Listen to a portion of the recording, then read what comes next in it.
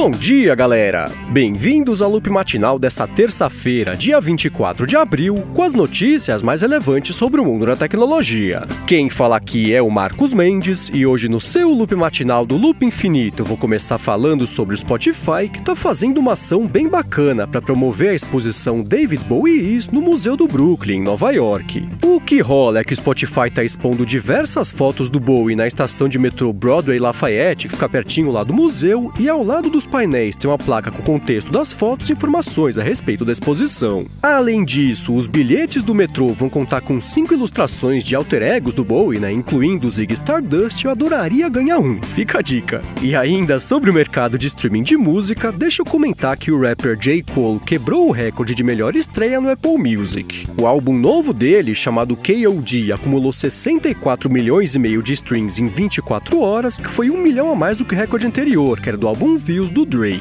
E por último, sobre streaming de música, o Music Industry Blog, que é um site que está aqui na descrição, divulgou os dados sobre o mercado como um todo. Eles disseram que o streaming cresceu 39% no ano passado em comparação com 2016 e que o faturamento do streaming representou 43% do faturamento total da indústria fonográfica em 2017.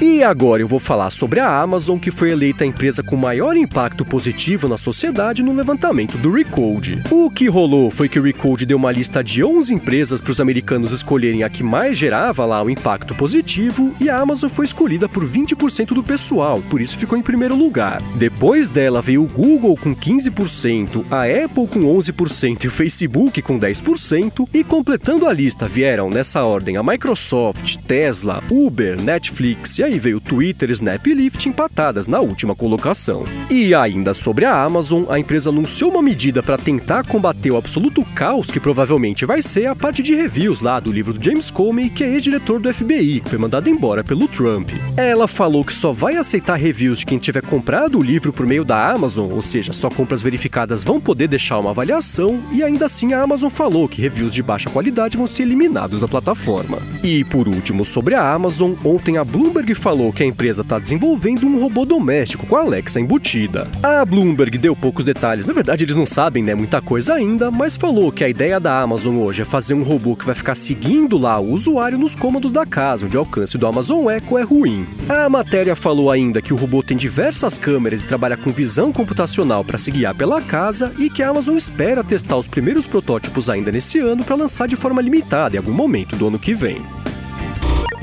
E enquanto isso, nos bastidores do mercado, a empresa SmugMug anunciou que comprou o Flickr. Pra quem não se lembra, a SmugMug foi aquela empresa que ficou bem famosa quando resgatou a maioria das fotos do Picture Life, quando o Picture Life faliu e deixou todo mundo na mão, e agora ela anunciou a compra do Flickr, que era da Oath, a antiga Yahoo, por um valor não divulgado. Comentando a aquisição, a liderança do SmugMug falou que não vai acabar com o Flickr, que por si só, já foi uma ótima notícia, e prometeu que vai revitalizar a plataforma, que foi uma notícia melhor ainda. E ainda sobre aquisições, a Valve anunciou que comprou o estúdio Campo Santo, que lançou o excelente Firewatch já tem uns 2 anos. Como de costume, ninguém quis divulgar valores, mas a equipe lá de 12 pessoas do Campo Santo falou que vai poder continuar operando com o apoio, mas sem interferência da Valve.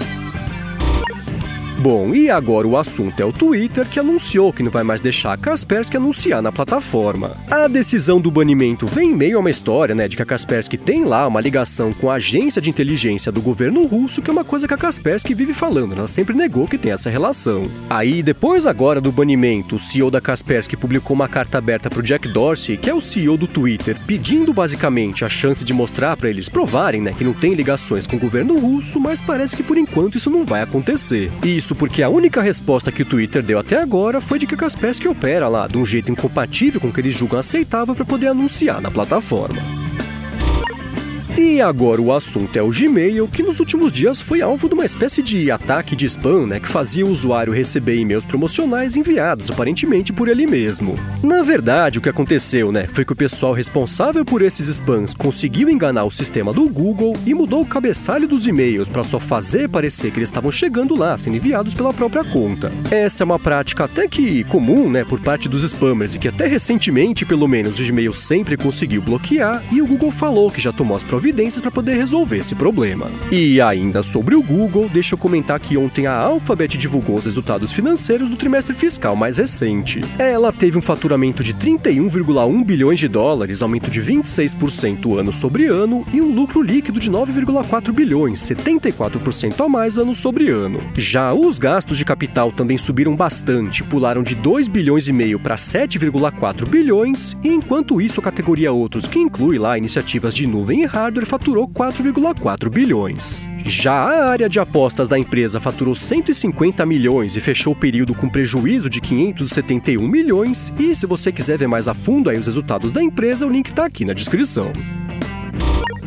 Bom, e agora eu vou falar sobre a Uber, que vai começar a usar modelos 3D das cidades para poder melhorar a tarefa de identificar a localização exata do usuário. Simplificando bastante aqui, o que rola é o seguinte: apesar do GPS ser relativamente preciso, ainda é difícil o app da Uber identificar rapidinho e automaticamente de que lado da calçada que você tá. Então, se você tá lá naquele endereço, só que não recua em relação ao endereço oficial. Aí, para resolver esse problema, a Uber vai começar a identificar quais satélites de localização estão com acesso direto ao seu aparelho e vai cruzar essas informações com o modelo 3D das cidades, dos prédios que estão lá ao seu redor. Aí, por eliminação e por análise, eles vão saber, por exemplo, que você está na linha de visão de um satélite, mas tem um prédio bloqueando algum outro satélite, e com isso vão conseguir triangular melhor qual que é a sua posição. Esse é um processo que eles já vinham testando em algumas cidades do mundo, e que agora vão começar a expandir. E se você quiser ler mais a respeito desse assunto, que por sinal é bem interessante, eu recomendo que você faça isso, tem link aqui na descrição. E ainda sobre a Uber, a empresa falou que vai parar de mostrar lá no histórico de trajetos do motorista a localização exata do começo e do final da viagem. O que rola é que hoje os motoristas conseguem acessar o próprio histórico para ver exatamente lá onde eles deixaram alguém no passado, e algum motorista mal intencionado pode voltar a essa casa ou apartamento com facilidade, mas logo logo isso deve mudar. A Uber falou que o mapa agora vai mostrar só uma área geral lá do começo e do final do trajeto, que por sinal é uma excelente ideia, devia ser assim desde o começo.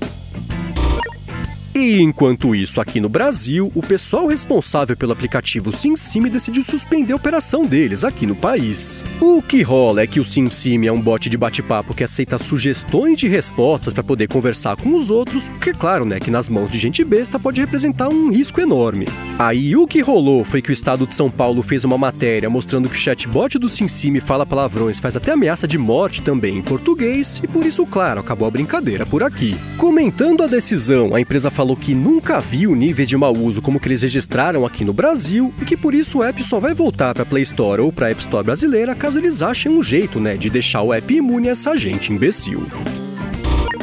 E agora eu vou falar sobre a Asus, que anunciou ontem o primeiro telefone dela com Android puro. O nome do aparelho é Zenfone Max Pro, ele roda o Android Oreo 8.1 sem a Zen UI, e pelo menos por enquanto ele vai ser vendido só na Índia pelo equivalente lá, uns R$780. O Zenfone Max Pro tem tela Full HD de 6 polegadas, processador Snapdragon 636, até 4 GB de RAM e até 64 GB de espaço, e tem como principal destaque a bateria, que é de 5.000 mAh.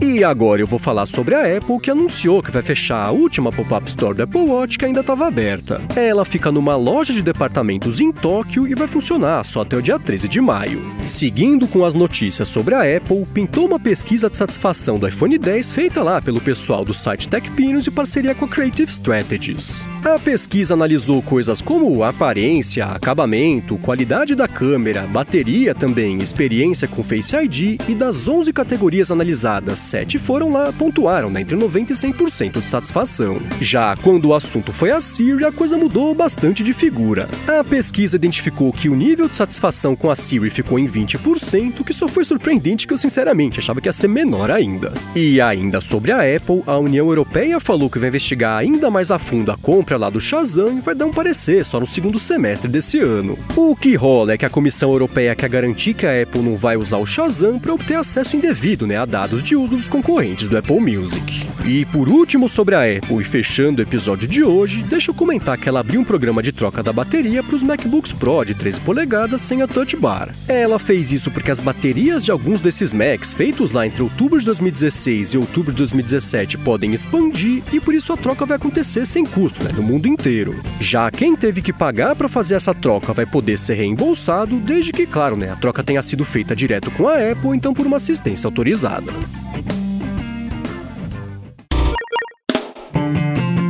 É isso aí, galera. O Loop Matinal do Loop Infinito vai ficando por aqui. Se você quiser se inscrever no canal do Loop Infinito no YouTube, o link tá aqui na descrição do episódio, lá no loopmatinal.com, junto com os links das notícias que eu comentei hoje. Já se você quiser falar comigo no Twitter, procura por MVC Mendes, que eu tô sempre por lá. Obrigado pela audiência e eu volto amanhã de manhã. Falou!